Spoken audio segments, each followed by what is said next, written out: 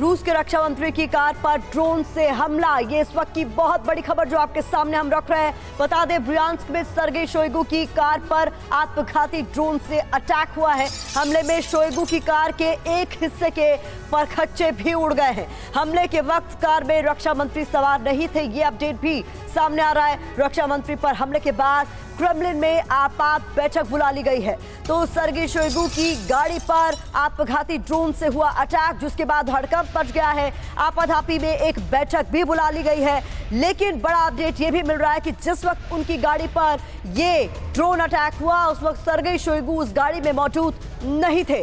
तो हमले में बाल बाल बची सर्गेई शोइगु की जान, लेकिन ये बड़ा हमला हुआ है। रूस के रक्षा मंत्री की गाड़ी को टारगेट किया गया है, वो भी ड्रोन से। तो बता दें, रूस के रक्षा मंत्री पर जानलेवा हमला हुआ है। ड्रोन से उनकी गाड़ी को टारगेट किया गया है। इस हमले में उनकी गाड़ी के एक हिस्से को काफी ज्यादा नुकसान भी पहुंचा है, जैसा कि आप तस्वीरों में साफ तौर पर देख सकते हैं। गनीमत यह रही कि रूस के रक्षा मंत्री सर्गेई शोइगु जिस वक्त यह हमला हुआ वो इस गाड़ी में मौजूद नहीं थे, लेकिन ये बड़ा हमला था और इसमें उनकी जान बाल बाल बची।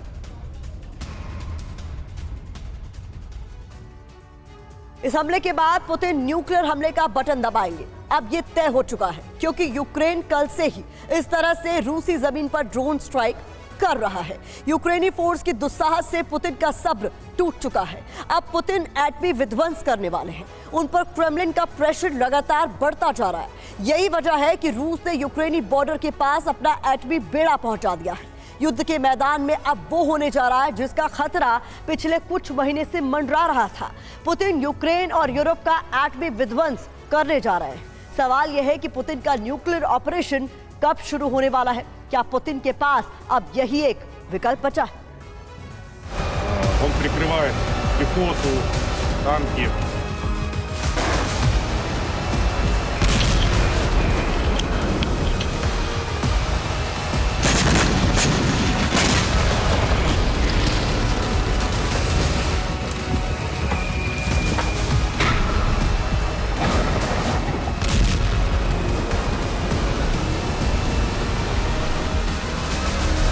युद्ध का न्यूक्लियर फेज शुरू होने जा रहा है।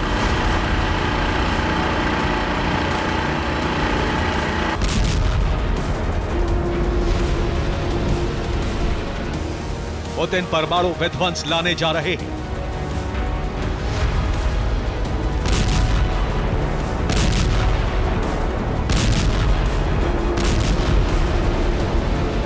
न्यूक्लियर हथियारों से यूक्रेन की घेराबंदी कर दी गई है।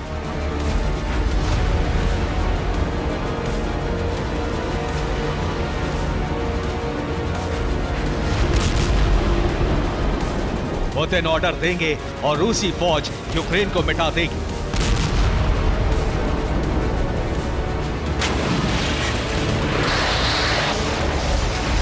पुतिन के सब्र का बांध टूट गया है।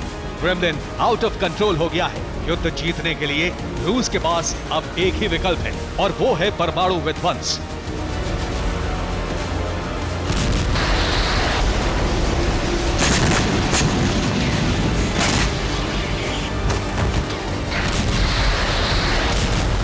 इसीलिए पुतिन अब किसी भी वक्त यूक्रेन पर एटमी बारूद बरसाने वाले हैं।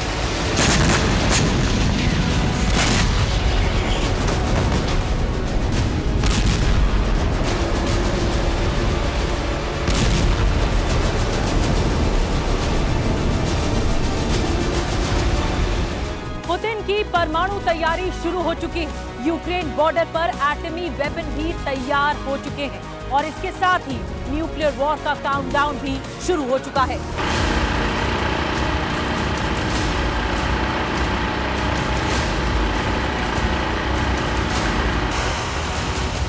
पुतिन अब एटमी अटैक करके ही मानेंगे।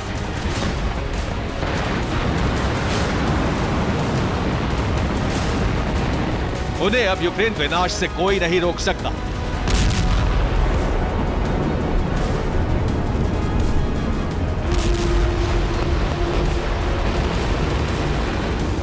ऐसा इसलिए क्योंकि यूक्रेन ने एक बार फिर से रूसी जमीन को दहलाने की कोशिश की।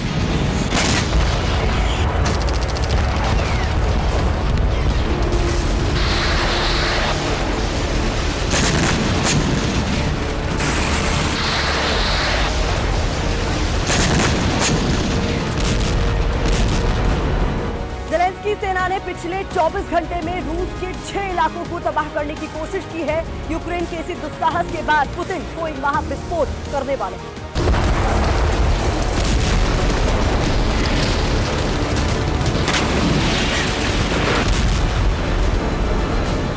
यूक्रेन ने रूस के बेलगोरोद में गृह मंत्रालय की बिल्डिंग पर हमला किया। बाखमुत में एक के बाद एक कई विध्वंसक हमले किए। उसी बाखमुत में जो अब रूसी सेना के कंट्रोल में है।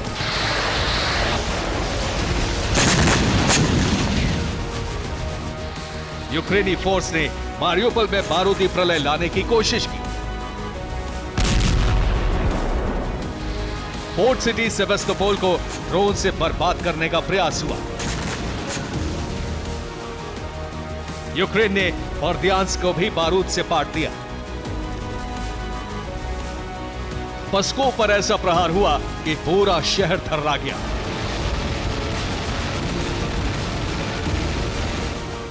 ज़ेलेंस्की की इसी गुस्ताखी के बाद पुतिन और उनकी सेना गुस्से से भर गई।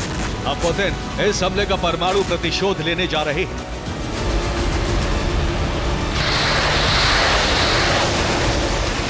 यूक्रेन के हमले के तुरंत बाद ही रूसी सेना ने पुतिन के क्रोध का विध्वंसक ट्रेलर रिलीज कर दिया।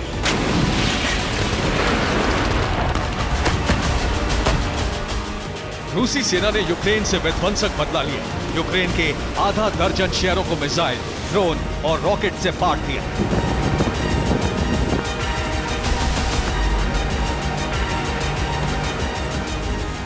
रशियन आर्मी ने रॉकेट स्ट्राइक से क्रिमेनिया को तबाह कर दिया।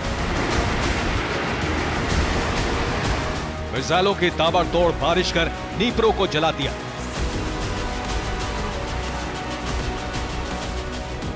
खार्किव में यूक्रेन के हथियार डिपो को बर्बाद कर दिया।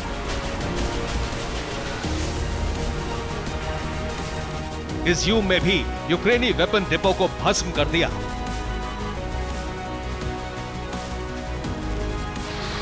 पुतिन ने ऑर्डर दिया तो रूसी फौज ने सूमी में बारूदी सुनामी ला दी।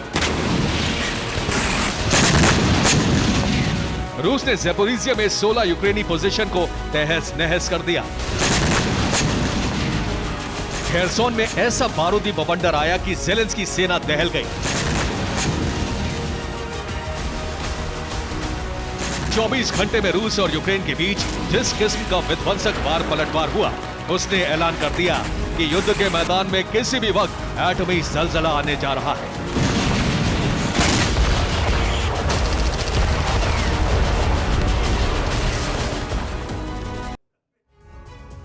पिछले 24 घंटे में रूस और यूक्रेन के बीच जिस तरह से बारूदी घात और प्रतिघात हुआ है, वो इस बात का संकेत दे रहा है कि एटमी वॉर बहुत ही नजदीक है। यूक्रेन ने ड्रोन और स्टॉर्म शैडो मिसाइल से 6 जगहों पर रूस को टारगेट करने की कोशिश की। बेलगोरोद, सेवेस्तोपोल, मारियोपोल, बाखमुत, बर्दियांस्क और पेस्को, ये वो रूसी इलाके हैं जहां पर यूक्रेनी फोर्स ने ताबड़तोड़ एयर अटैक किए।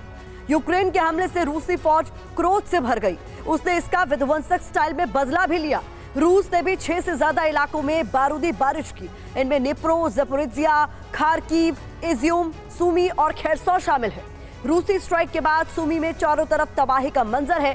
सूमी में सबसे ज्यादा मिसाइलें और रॉकेट दागी गई। तो ये विध्वंसक वार पलटवार क्या संदेश दे रहा है? क्या न्यूक्लियर सुनामी बहुत ज्यादा नजदीक है? ये बहुत बड़ा सवाल।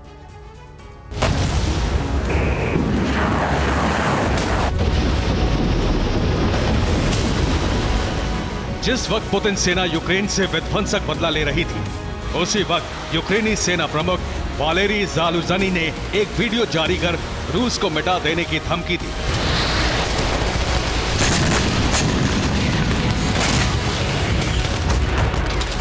वीडियो में कहा गया है कि यूक्रेन क्रीमिया और डोनेट्स्क को वापस लेकर ही रहेगा। पहले रूसी जमीन पर हमला और फिर इस धमकी ने एटमी ज़लज़ले के खतरे को बहुत बढ़ा दिया है। पुतिन एटमी विनाश का बटन किसी भी वक्त दबा सकते हैं। पुतिन पर यूक्रेन का नामोनिशान खत्म करने का दबाव लगातार बढ़ता जा रहा है और रूस में ही परमाणु प्रहार कर यूक्रेन को खत्म करने की मांग जोर पकड़ने लगी है। रशियन टीवी पर बहस हो रही है जर्नलिस्ट और वॉर एक्सपर्ट्स पुतिन से न्यूक्लियर अटैक की डिमांड कर रहे हैं।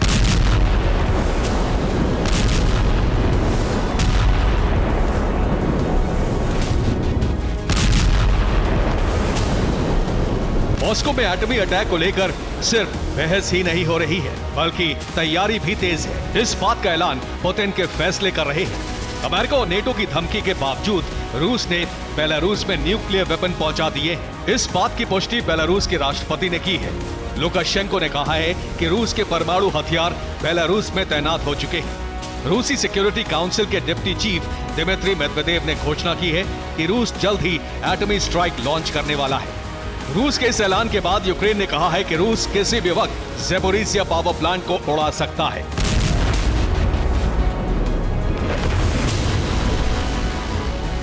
अगर पुतिन ने परमाणु प्रहार किया तो न सिर्फ यूक्रेन का नामो निशान मिट जाएगा, बल्कि न्यूक्लियर रेडिएशन से आसपास के तमाम यूरोपीय देश खत्म हो जाएंगे।